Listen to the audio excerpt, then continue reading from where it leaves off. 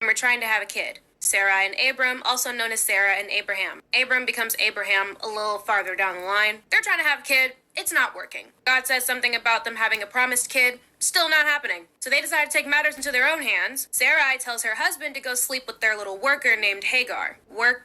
Hagar gets pregnant, and all of a sudden Sarai is pissed off. Starts treating Hagar really bad, to the point to where Hagar just decides to leave. Which, as we know, a worker is not supposed to do that. Apparently an angel found Hagar whenever she ran off, told Hagar to go back to her people and submit to them. Then the angel told Hagar that they would increase her descendants so much that she wouldn't be able to count them. That would be her reward for going back to her people and letting Sarai treat her like shit. While she was pregnant, by the way, Sarai really didn't care about that baby. I'm saying Sarai, might be mispronouncing it, I don't care. But before Hagar goes back, the angel tells her about the baby that she's already pregnant with, and says that he will grow up to be a wild donkey of a man, his hand will be against everyone and everyone's hand against him, and he will live in hostility towards all of his brothers. And his name would be Ishmael. Apparently, the descendants of Ishmael become the Arabic people. And then when Abraham and Sarah give birth to Isaac, his descendants are the Jewish people. Guess which one was the chosen one? I don't know, sounds a little racist, especially considering how they describe Ishmael. But that's why a lot of people thought that Isaac was the first son, because no one knew about Ishmael. He was like illegitimate, not the true chosen one from God, you know? Let's talk about it. So let me add a little extra to Devil's Daughter 162's great video. The first thing that I want to add is, where did Hagar come from? If you go and read the story prior to where she began, Hagar came from the time frame when Abram lied to the Pharaoh of Egypt and said that, hey, Sarai is my sister. I'm not married to her, because he was afraid, because of her beauty, that they would take her and kill him. Now, he did tell somewhat of a truth. Sarah and Abram were half brother, half sister. Yes, some incestuous bullshit, but they were half brother and half sister. So he lied to the Pharaoh.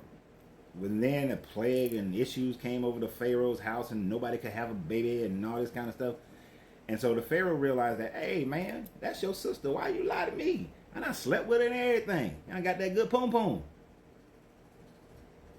So he gives Sarah back. But he also gives him a whole bunch of animals. And he gives him a whole bunch of slaves. And he gives him a bunch of money. One of those slaves, workers, that was given was Hagar.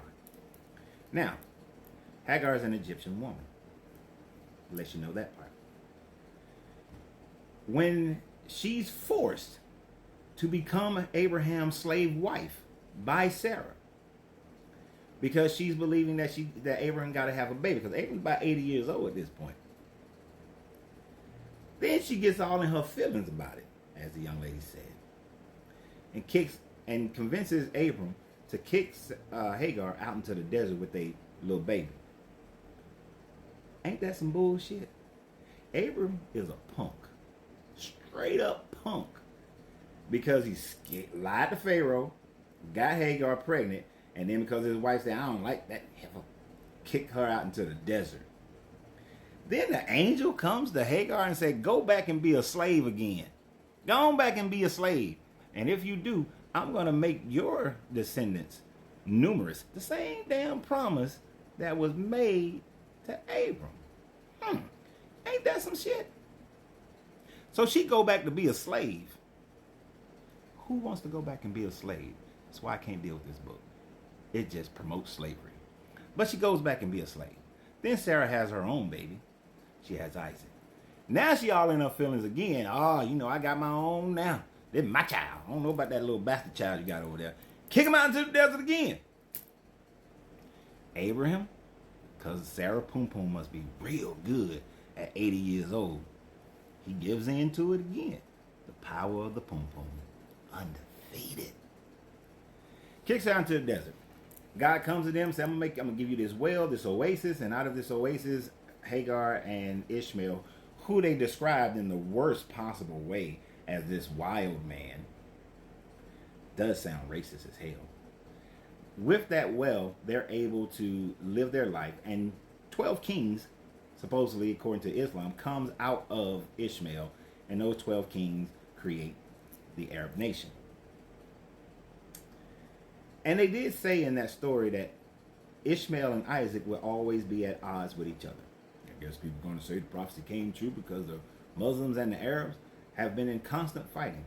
But isn't it interesting that even though the news propaganda puts that out, we buy oil from them, they buy American goods, we sell them weapons, we give them technology, they give us technology, we go vacation in Dubai, we go to Qatar, we go to all these places and vacation with them. We come and fight one group of Arabs to save another group of Arabs in the Desert Storm to which I participated in. Isn't it interesting that all the Christian nations and the Arab nations are pretty much friends except for when they do have conflicts about money? Maybe that prophecy is just not as accurate as you think it is.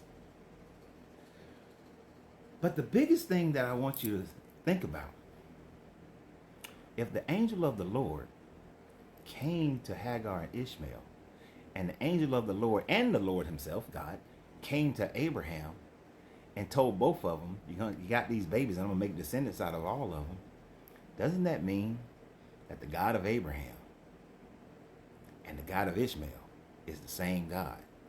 Therefore, doesn't that make El, Jehovah, Yahweh, whichever name you want to call him, doesn't that make him and Allah the same God? Remember always, you got to free yourself to be yourself because your greatness is non-negotiable. Good journey, good vibration.